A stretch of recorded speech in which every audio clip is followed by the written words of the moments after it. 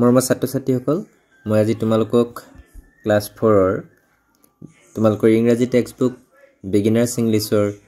lesson number 2 the ant and the grasshopper নামৰ যিটো তোমালোকৰ ষ্টৰী আছে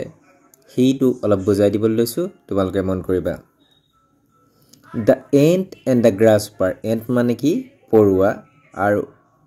গ্ৰাছহপাৰ মানে হৈছে ফৰিং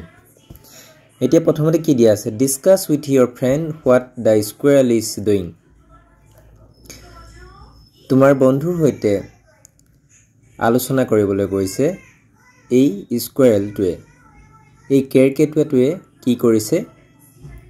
আলোচনা কৰিবলৈ কৈছে ইয়াত তোমালোকে কেৰকেটুৱা এটা দেখিছা কেৰকেটুৱাটোৱে বাদামৰ দৰে ফল এটা লৈ থকা দেখা পাইছো ইয়াত আৰু কি কৰিছে এই দ্বিতীয় পিকচাৰটোত এই কেৰকেটুৱাটোৱে বাদাম জাতীয় ফলটো আনি এই খুৰুঙত হুমুৱা দেখা গৈছে হয়নে তাৰ পিছত 3 পিকচাৰটোত আমি কি দেখিছো হি জমা কৰা এই বাদাম জাতীয় যিটো আমি ফল দেখিছো সেই বাদাম জাতীয় ফলটো আনি জমা কৰাৰ পিছত তাৰ পৰা এটাকৈ আমি খোৱা দেখিবলৈ পাইছো যিকি নহওক এতিয়া আমি মূল ষ্টৰীটোলৈ আহো let's read this story of two friends the ant and the grasshopper let's read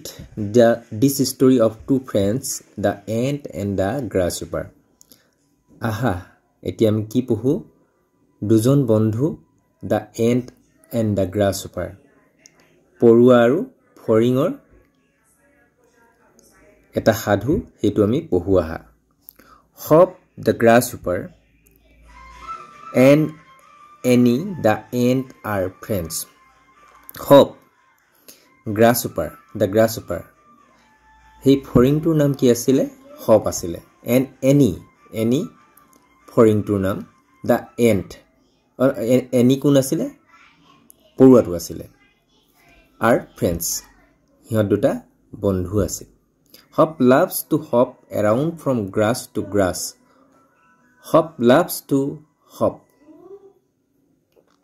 Hop নামৰ ফৰিংটোৱে কি কয় টু হপ জপিয়াই ফুৰা হপ মানে জপিয়াই ফুৰা around from grass to grass কি হয়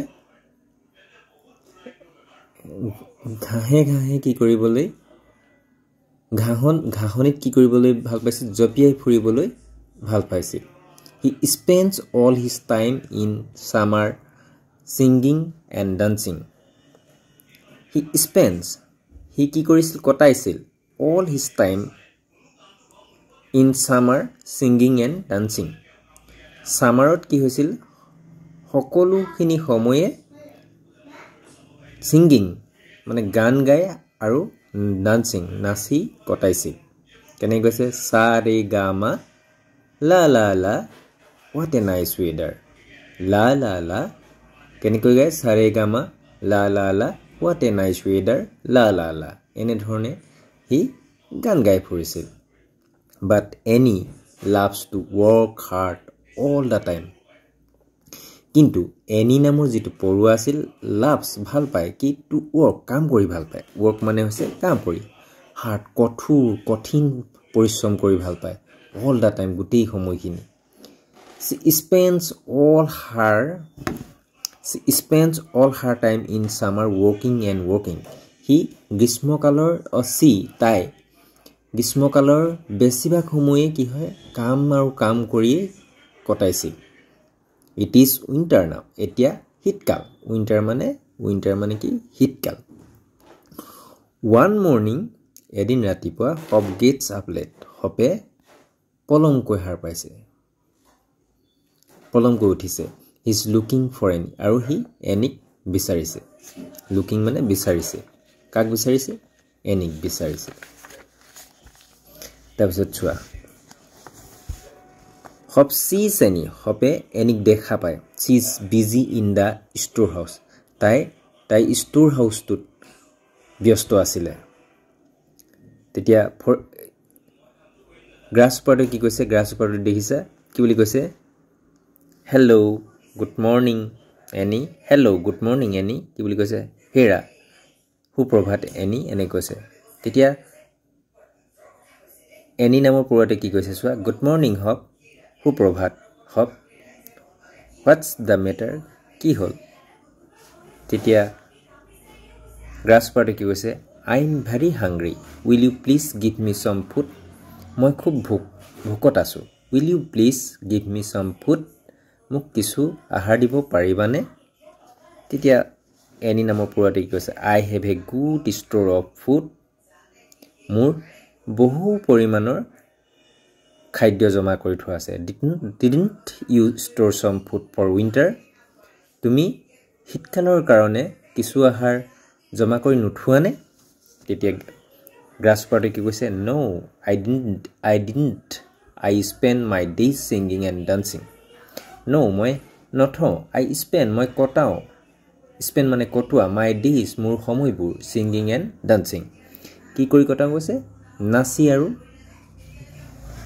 গান গাই কটাওঁ তেতিয়া এনি নামৰ পূৰ্বতে কি কৈছে very bad Hop we should think খুব বেয়া কথা হপ এনেকৈ কৈছে we should think about our future আমি আমাৰ ভৱিষ্যতৰ কাৰণে ভাবিব লাগে we should save some food for winter আমি আমাৰ পিছৰ উইণ্টাৰৰ কাৰণে কিছু আহাৰ সেভ কৰি থব লাগে সংৰক্ষণ কৰি থব লাগে কৈছে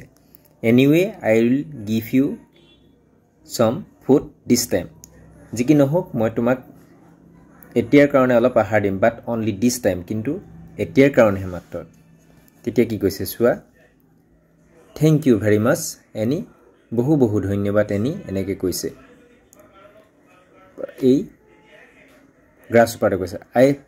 লাৰ্ণ এ লেছন মই এটা লেছন শিকিলোঁ from now on I will work hard এতিয়াৰ পৰা মই কঠোৰ পৰিশ্ৰম কৰিম I will also save food like you I will also save food like you ময়ো তোমাৰ দৰে আহাৰ ছেভ কৰি থ'ম মানে সঞ্চয় কৰি থ'ম বুলি কৈছে এতিয়া এই ষ্টৰিটোৰ পৰা আমি এটা কথা শিকিবলৈ কি শিকিছোঁ যে আমি কাম বন নকৰি আমি অবাবত ঘূৰি ফুৰিব নালাগে হয়নে কিয় আমাৰ ফিউচাৰ বা ভৱিষ্যতটো নহ'লে আমি কাম বন নকৰি যদি অবাবত ঘূৰি ফুৰোঁ তেতিয়া আমাৰ ভৱিষ্যতটো ভাল নহ'ব এতিয়া তোমালোকৰ পঢ়াৰ ক্ষেত্ৰতো তেনেকুৱা একেই কথা ঘাটে তোমালোকে যদি এতিয়াৰ পৰা ভালদৰে নপঢ়া তেতিয়া তোমালোকে ভৱিষ্যতে ভাল মানুহ হ'ব নোৱাৰিবা এই ষ্টৰিটোৱে আমাক সেই বাৰ্তাটো আওপকীয়াকৈ হ'লে দি গৈছে হয়নে নিশ্চয় তোমালোকে ষ্টৰিটো বুজি পালা আজি পাঠ ইমানতে সামৰিছোঁ পুনৰ অন্য এটা পাঠৰ সৈতে পুনৰ লগ হ'ম ধন্যবাদ